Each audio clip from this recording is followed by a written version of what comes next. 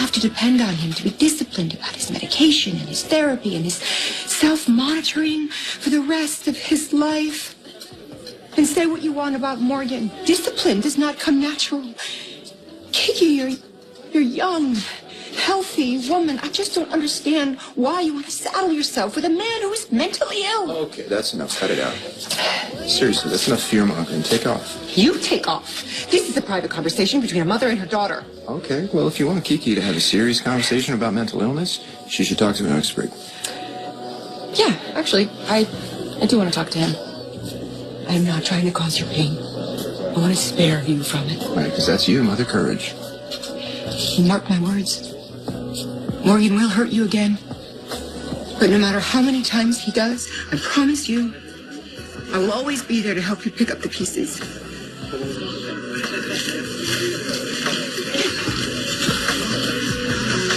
Thank you for chasing my mother off.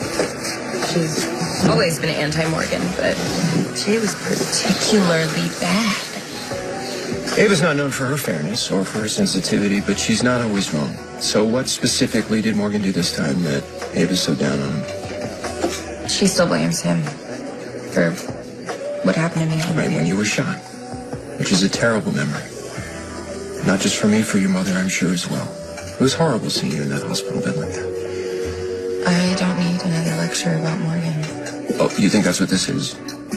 You think I'm going to advise you to stay away from him because he's volatile and unpredictable, and because he's always going to be like that.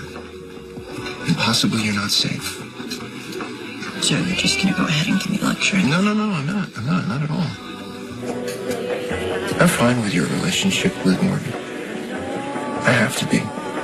What? You have to be? Well, if I tell you to stay away from Morgan, I pretty much have to tell Elizabeth to run screaming away from me. Are you trying to compare yourself to Morgan?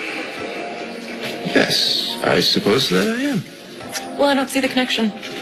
You see, Morgan's never kidnapped, tormented, or purposely victimized anyone. So. I was violent because I had a tumor. My brain didn't work right. And now that it's been removed, I'm only partially unbalanced. But Morgan, on the other hand, bipolar disorder, right? And before he was diagnosed, he went a little nuts. Took you to that cabin, tried to take on all those gun smugglers. I get your point.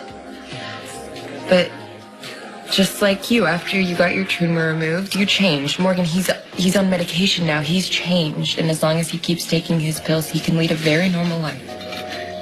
You really think that? Morgan assures me that he's still taking his meds, but, he said some pretty paranoid stuff lately. What did he say to you? Morgan doesn't think I'm supportive enough. He's doubting me. And, I don't know, Morgan, he used to be so fun and spontaneous, but now I feel like I'm just walking on eggshells trying to avoid saying the next thing that's going to set him off. So I just keep reassuring him over and over and over again. Right. Well, that doesn't sound like a good relationship. Can I tell you something? But you have to promise that you won't repeat it to anyone. No, absolutely.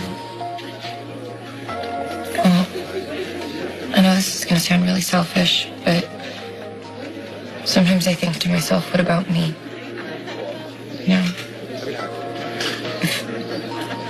this is the best Morgan's going to ever get, what about my needs? Who's going to take care of me?